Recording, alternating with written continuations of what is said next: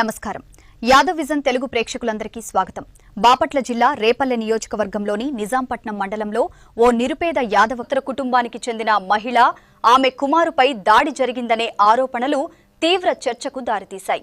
3 తరాలుగా వస్తున్న ఇంటి స్థలాన్ని బలవంతంగా ఆక్రమించే ప్రయత్నం జరిగిందనే ఘటన స్థానికంగా తీవ్ర చర్చకు దారితీసింది. ఇల్లు నిర్మించుకోకుండా బెదిరింపులకు పాల్పడిన ఈ ఘటనపై స్పందించిన ఆంధ్రప్రదేశ్ యాదవ సంఘం రాష్ట్ర అధ్యక్షులు కుర్రా శ్రీనివాస్ యాదవ్ సంఘటన స్థలాన్ని సందర్శించి బాధిత కుటుంబ సభ్యులను పరామర్శించారు.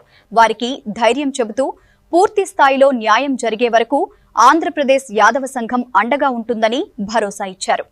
అందరికీ నమస్కారం. నా పేరు కుర్రా శ్రీనివాస్ యాదవ్.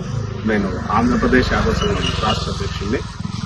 రేపల్లె నియోజకవర్గం నిజాంపట్నం మండలం దిండి అదవల గ్రామంలో ఉన్నాం. ఇక్కడ నిరుపేద యాదవ్ కుటుంబానికి చెందినటువంటి పిల్లిపోయిన అలివేలు, ఈమెకు 2 పిల్లలున్నారు. కాయకష్టం చేసుకుని బతుకుతా ఉన్నారు. నిజాయితీగా ఎవరికి ఆశపడకుండా బతుకుతా ఉన్నారు. వీళ్ళకి పూర్వీకుల నుంచి దాదాపు 3-4 తరాలుగా వచ్చినటువంటి స్థలం ఇది. ఈ స్థలంలో వీళ్ళు ఇల్లు కట్టుకోవాలని ప్రయత్నం చేస్తా ఉన్నారు.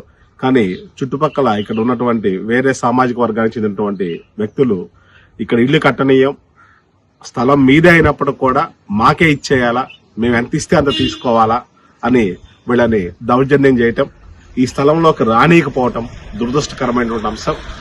ఈ విషయంలో పోలీస్ వ్యవస్థ కూడా చూసి చూడనట్టు పోవటం దురదృష్టకరమైనటువంటి అంశం.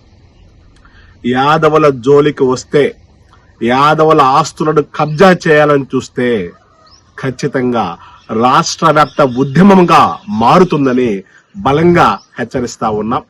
యాదవుల ఒంటి మీద దెబ్బ పడ్డా, యాదవుల ఆస్తులు ఎవరైనా కబ్జా చేయాలని చూసినా ఖచ్చితంగా అవసరమైతే ప్రతిదాడులకు కూడా ఆంధ్రప్రదేశ్ యాదవ్ సంఘం సిద్ధంగా ఉందని బలంగా హెచ్చరిస్తా ఉన్నాం. ఈ స్థలం విషయంలో మా యాదవ కుటుంబ సభ్యులకు న్యాయం జరిగేంత వరకు ఆంధ్రప్రదేశ్ యాదవ్ సంఘం పోరాటం చేస్తుందని ఖచ్చితంగా తెలియజేస్తా ఉన్నాం. ఈ అంశాన్ని నారా లోకేష్ గారి దృష్టికి తీసుకెళ్లి, చంద్రబాబు నాయుడు గారి దృష్టికి తీసుకెళ్లి, పవన్ కళ్యాణ్ గారి దృష్టికి తీసుకెళ్లి యాదవులకు న్యాయం జరిగేంత వరకు ఆంధ్రప్రదేశ్ యాదవ్ సంఘం పోరాటం చేస్తుంది. ఈ విధంగా యాదవ కుటుంబ సభ్యులను భయభ్రాంతులకు గురి చేస్తే ఖచ్చితంగా ప్రతిదాడులకు కూడా తెగబట్టడానికి సిద్ధంగా ఉన్నామని ఆంధ్రప్రదేశ్ యాదవ్ సంఘం తరపున బలంగా హెచ్చరిస్తా ఉన్నాం. కృష్ణం వందే జగద్గురు.